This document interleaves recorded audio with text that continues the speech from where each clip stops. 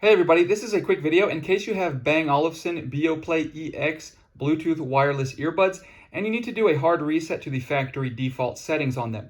Now you might want to do this for one of two reasons. The first reason is troubleshooting.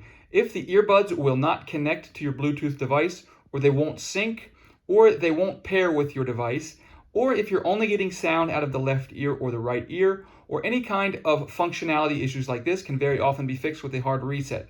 The second reason is if you just want to have them delete all of the pairing history so that you can start fresh and pair them with a new device, this will work as well. Once you do this, you'll need to set them up again, but if you're ready to do that, it's quite simple.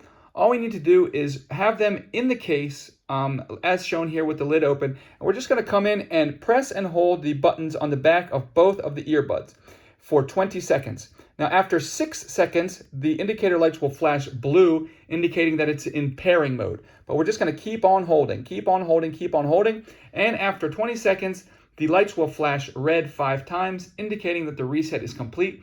You can go ahead and take your earbuds out and pair them with whatever device you like.